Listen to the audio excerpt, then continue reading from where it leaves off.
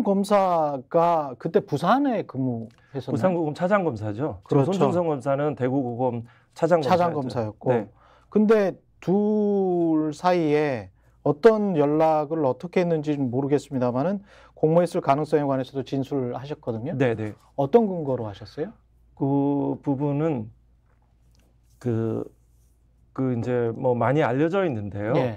그 카카오톡 그렇죠. 대화방하고 그 통화 횟수, 그다음에 지금 법무부의 이제 검찰국장이죠. 인사와 예산에 대해서 가장 중요한 핵심 보직인 검찰국장을 하는 또 권순정 당시 대변인과 3인의 단톡방이 개설돼 있었고요. 예. 그 시기에 공교롭게도 3월 31일 MBC 그 보도 후 4월 3일 사이에 집중적으로 분포돼 있죠. 그런 통화들이 뭐 상상할 수 있습니까? 하루에 수십 회를 전화를 주고받는다는 것이 수십 회 하루에 이 집중적으로 상상하기가 어렵죠. 이런 것들은 무슨 주식 관련해서 거래를 한다면 가능성이 있겠죠. 그렇죠. 뭐 제가 모 사건도 알고는 있는데 뭐 이 건과 관련되는 건 아니고요.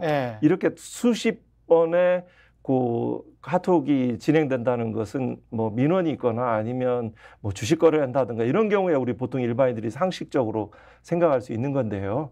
그런데 이거는 당시에 가장 중요한 현안 이거였거든요. 온통.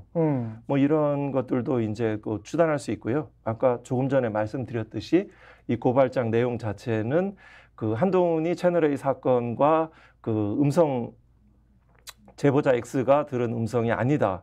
또 당시에 이제 도이치모터스 등 주가 과정에 김건희와 그 관련이 없다라는 그 두 가지 부분들이 있어서 이런 그 더군다나 이 근무처가 다르잖아요. 그렇죠. 그런데 거기에서 할 이유가 없는 거죠. 수십 회를. 네네. 근데 그거를 비밀번호, 그게 그 유명한 한동훈의 비밀번호 아닙니까? 아이폰 비밀번호 뭐 열 몇 자리인지 스물 몇 자리인지 제가 잘 기억은 안 납니다만은. 네.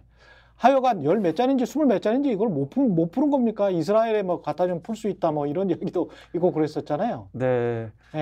일단은 그 비밀번호를 마땅히 제공해서 국민의 의혹들, 불필요한 의혹과 갈등과 추측, 이런 재판 낭비, 수사 낭비들이 이루어지지 않는 것이 그럼요. 그 공직자의 기본적인 태도입니다. 그렇죠. 그 정말 어떻게 보면 뭐 범죄자라 하더라도 기본적인 인권을 가지는 분들인데 사람들인데 그 마약 사범이든 모든 사람들 다 비밀번호를 지금까지 제공해 왔습니다. 또 이런 측면들이 있고요. 또 비밀번호 관련해서 뭐 언젠가 기록 전체가 공개되면 그 진위 여부가 확인이 되겠죠. 결정적인 근거 중에 하나가 무혐의 처분을 했지 않습니까? 항상 비슷한 패턴들이죠. 어떤 장관에 승진하거나 또 어느 고위직으로 임명할 때 사건을 그 무혐의로 뭐라고 하죠? 검찰의 언어로 털어내죠. 그리고 어떤 분들을 그 미래를 제약할 때는 그 결정을 안 하지요. 계속 사건을 가지고 있죠. 저도 역시 피의자로 지금 계류 중인 사건들이 있습니다. 그런 것들을 지금 말씀하시기를 이제 세간의 의혹들을 말씀하시는 거죠. 과연 그 이스라엘 그 셀브라이트 상가요? 거기에서 이제 비밀번호를 풀고자 하는 적극적인 노력은 뭐 저로서도 이 공적인 이거는 한국의 민주주의와 관련되는 정부가 관심을 가지는 사안이다라고 하고 어떤 공식적인 공문을 보낸다든가 뭐 이 사건 재판 중에도 역시 가능한 범위라고 생각하는데요. 재판부가 뭐 이런 부분에 대해서 필요한 뭐 금전적인 것들을 제공한다든가 해서 적극적으로 노력을 하면 어느 정도 그 가능성이 상당히 높아졌을지 않을까. 당시에 이제 과학수사부 자체에서 현재의 기술적 수준 하에서 그 핸드폰에 그 비밀번호를 할 수 있다라고 판단을 했는데 그 판단의 근거들은 정확했는지 실제 그러한 판단이 있었는지 여부에 대해서는 그 관련자의 증인들을 통해서 그 사실 여부를 검증해야 된 것 같습니다. 단지 보도만 났었거든요.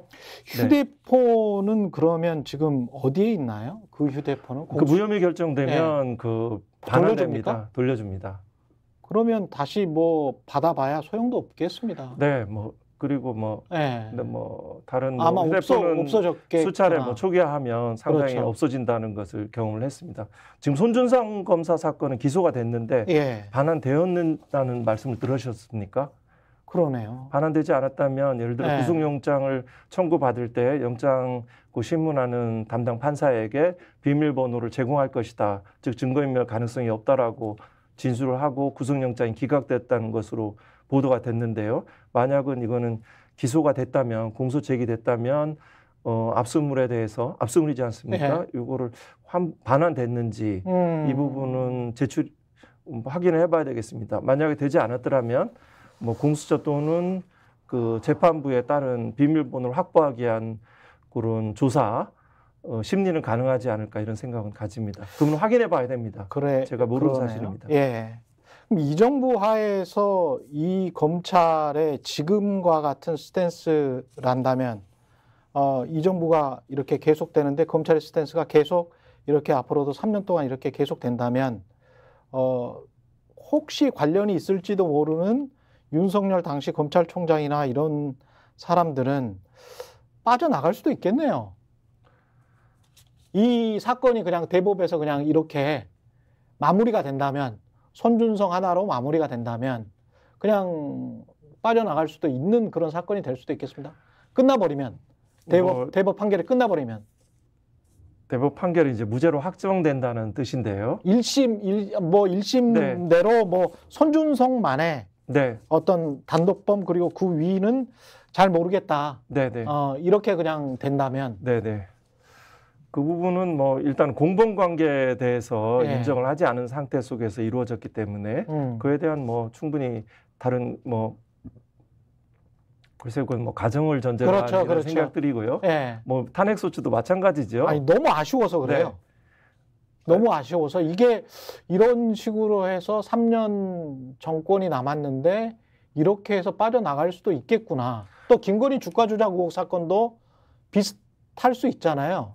총선 끝나고 뭐 무혐의 처분을 하든 적당하게 뭐 벌금이든 무슨 적당한 선에서 적당한 양만 기소를 하든 일부 기소를 하든 그래서 철저히 좀 봐주는 식의 어떤 농간을 부릴 가능성도 지금까지 검찰의 행태를 보면 제가 검찰을 너무 이제 무시하거나 그러는 것 같긴 합니다만 제 판단으로는 제 양심상으로는 검찰의 지금까지 행태가 그렇습니다.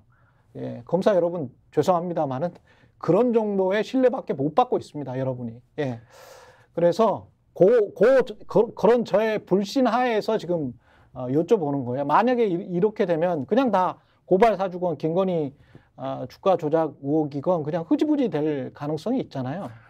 근데 제가 이제 문제를 풀어가는 과정은 지금 우리 말씀하신 거는 그 국민 일반의 어떤 상식 내지는 통상적인 법 감정, 과거 검찰의 그 아주 민심은 사실은 사소한 부분엔 반응하지 않으시지만 중요한 핵심적인 세상의 이질들은 다 꿰뚫고 있다라고 저는 생각합니다. 그 과정에서 그러한 말씀이 나온 것은 제가 충분히 이해합니다만 문제를 해결하고 문제를 확보해 나가는 그러한 접근보다는 저의 생각은 그 실체 진술 뭐 실제 말하면 많은 법 기술을 발휘하고 또 어떤 분은 이제 그 법 꾸라지라고 하던가요? 이와 같은 형태로 내지는 선행 결정을 뭐 무죄 확정을 빨리 받는다든가 채널A 확정 채널A 사건도 그 이동재 기자에 대해서 무죄 확정이 되면 그 공범에 대한 이제 소추 가능성들이 이제 극히 희박해지는 형태로 남는 거잖아요. 이런 형태로 선행 결정을 확보해가는 것은 과거 제가 판사일 때는 몰랐는데 검찰에서 항용 여러 군데에서 써오는 아주 오래된 노하우처럼 활용되는 기술입니다. 굉장히 다 연계가 전략적으로 기획하는 일들이죠.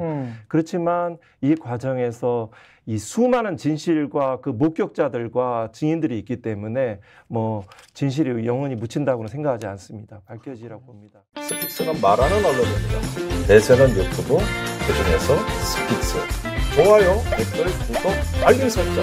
여러분이 저희를 사랑해 주시고 우리가 여러분을 사랑하는 4가지 방법입니다.